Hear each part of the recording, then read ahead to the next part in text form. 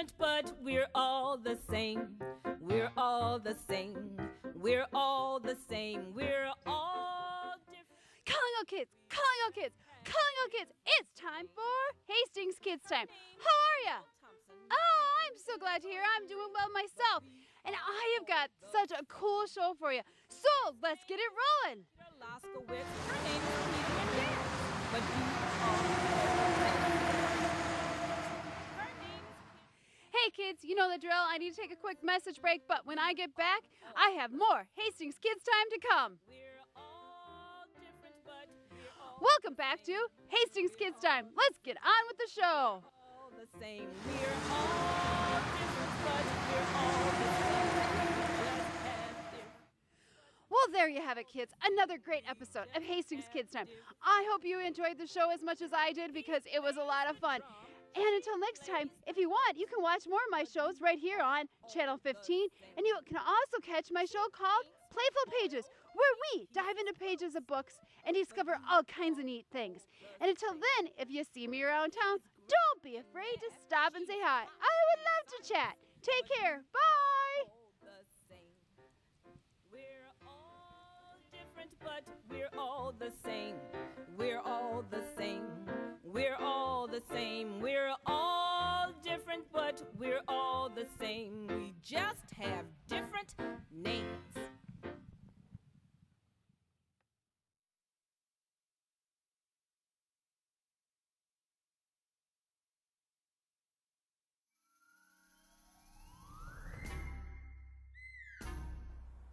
Suddenly, the fence gave away. Oh no! 3 pumpkins rolled out and into the bay. Oh no!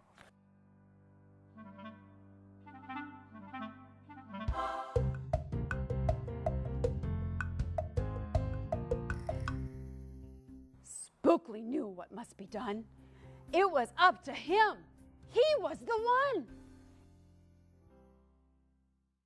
He teetered, he trotted, he tipped, he tried real hard, and finally flipped. He was on his side.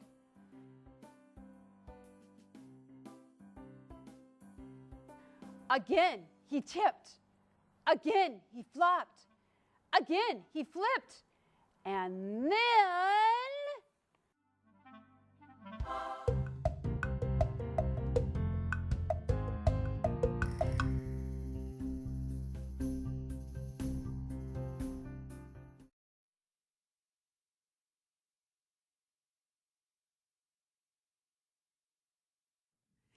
Hey kids, I'm finally here, Mount Rushmore. It is awesome to see, and it's really cool to see. But they wouldn't let me bring in my big camera to tape it up close. So what I'm gonna do is I'm gonna take some video and I'm gonna show you some video and explain to you about Mount Rushmore, how it was made, why it was made, what kind of rocks it was, and a little bit about the president's heads up there. And we're gonna learn a couple spelling words along the way. So check this out. It's going to be so much fun to learn. I can't wait to bring it to you. And here it goes.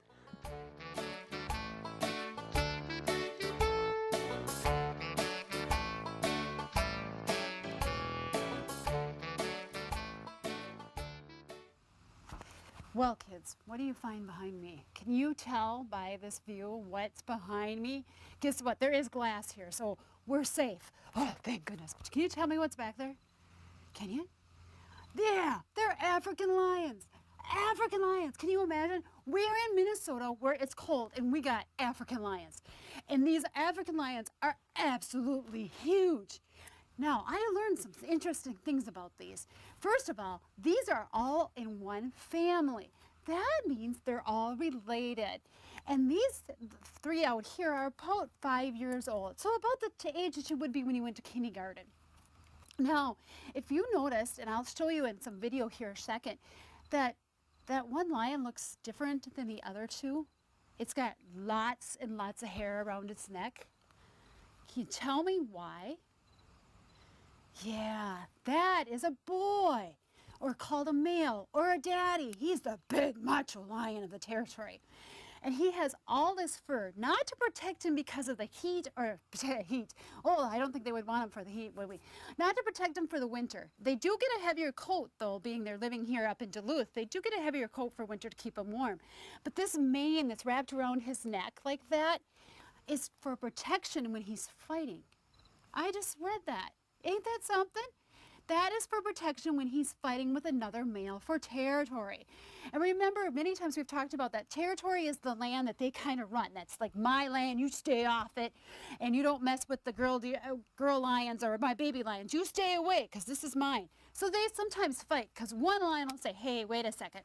I want that land that you have, and I want the girl lions you have, and I want the baby lions to be mine. So he'll fight with the other lion, and they go, rah, rah, rah, rah, rah. And the fur around his neck, the mane, actually protects him from bites and scratches and gashes from the other lion when they're fighting. Is that weird?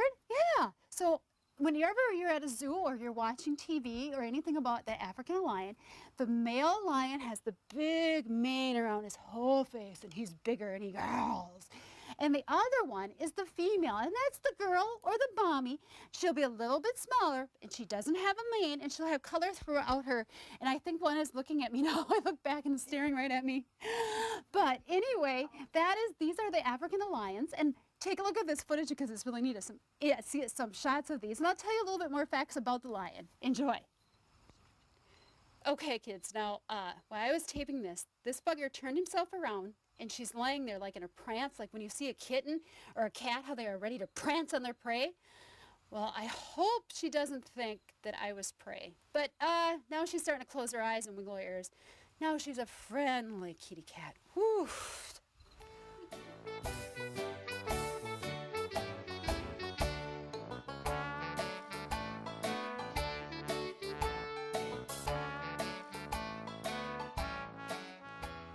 Hey kids, what did you think of that cougar tearing apart the paper? Wasn't that interesting to see? Now, while you guys were watching that video, I was talking to this gentleman here at the Duluth Zoo, and he said his name is actually Max. It's a boy, it's Max. Now, the reason they have Max is not that he was found in the wild injured, because sometimes zoos take animals that have been injured in the wild, or sometimes the zoos will take baby animals that have been abandoned by their mother, like the zoo the Minnesota Zoo has the bears that were abandoned by their mother. This actually cougar was somebody's pet. Somebody thought they could keep him in their house. Now Max is not a pet. Max is a really wild animal. Max is a cougar. He belongs out in the wild. His instinct is to kill. His instinct is to hunt and harvest his own meals. His instinct is to leap 35 feet in the air. His instinct is not to be a pet. He's not to be a pet. So somebody thought, oh, I'll buy him. And then once they got Max and realized, wait a second, he is so big, he eats a lot, he's hard to take care of, and he doesn't belong here. So they brought him to the zoo. That's a good idea in a sense, because now you and I get to learn from Max. But that's something to think about. That sometimes there is animals out there that are supposed to be wild, that belong in the wild, in the forest, because that's their homes. And taking them out of the homes can really be very damaging to them and to us.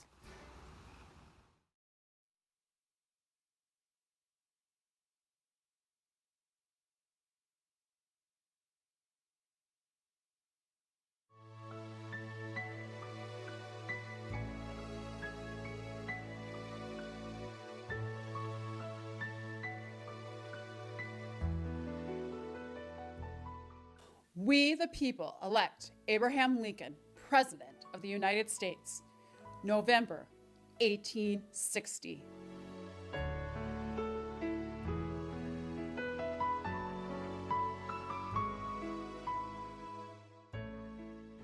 Apprehension seems to exist among the people of the southern states that by the accession of a Republican administration, their property and their peace and personal security are to be endangered.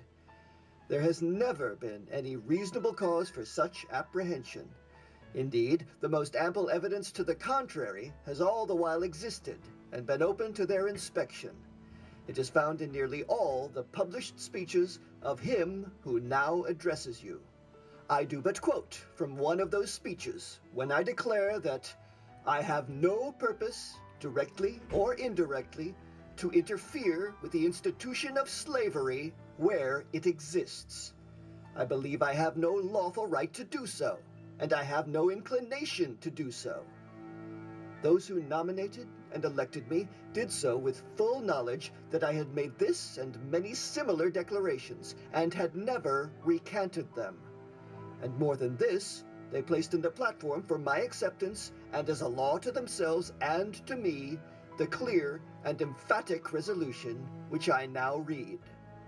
Resolved, that the maintenance inviolate of the rights of the states, and especially the right of each state to order and control its own domestic institutions according to its own judgment exclusively, is essential to that balance of power on which the perfection and endurance of our political fabric depend.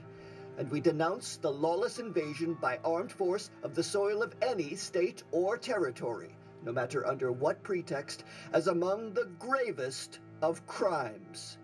I now reiterate these sentiments, and in doing so, I only press upon the public attention the most conclusive evidence of which the case is susceptible, that the property, peace, and security of no section are to be in any wise endangered by the now incoming administration.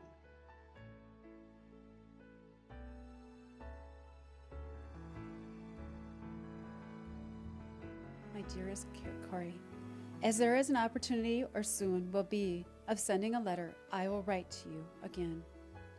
I wrote 2 or 3 days since, but being aware that you will be very anxious to hear from me frequently during these fighting times, I will endeavor to write as often as an opportunity affords. We had a mail today, the first in nearly 2 weeks, none from you. Our command has not been engaged since I last wrote, but expecting every night and day to be attacked. The enemy's line of battle is a full view, about 1,000 yards in our front, but I think it very probable he will never attack us in our strong position. If he should, he will be repulsed as heretofore. We were under a terrific shelling yesterday for 2 hours with very little damage.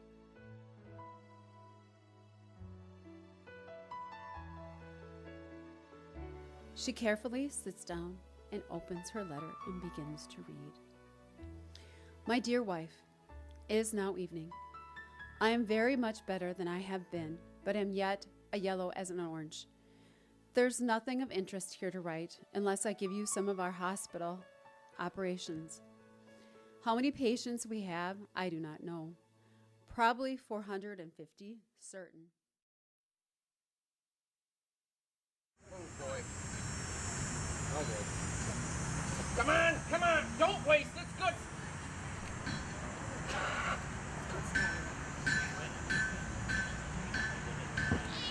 Don't choke.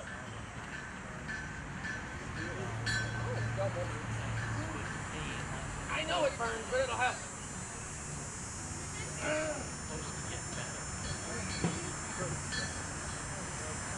Take a swallow of that.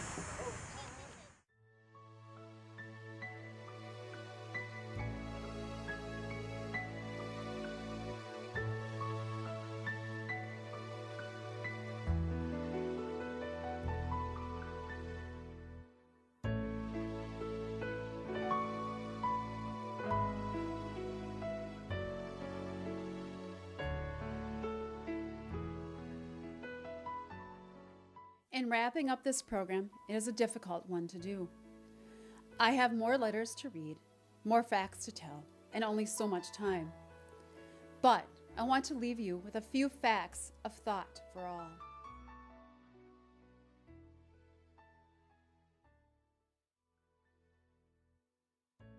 African Americans consisted less than 1% of the northern population. Yet, by war's end, they made up 10% of the Union Army. A total of over 180,000 black men, more than 85% of those eligible, enlisted and fought.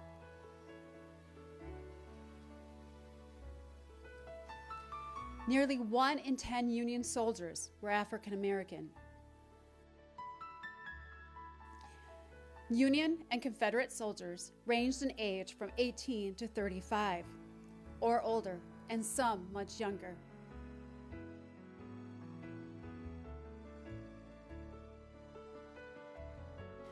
There was over 3,000 women nurses that were recorded that served on the battlefields throughout the 4 years. Much more volunteered and were unaccounted for.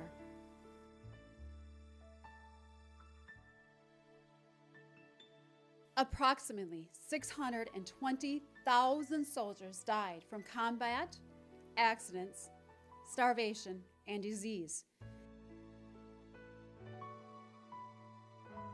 Recently, however, estimates put the number of dead as high as 850,000, which the actual number will never be known.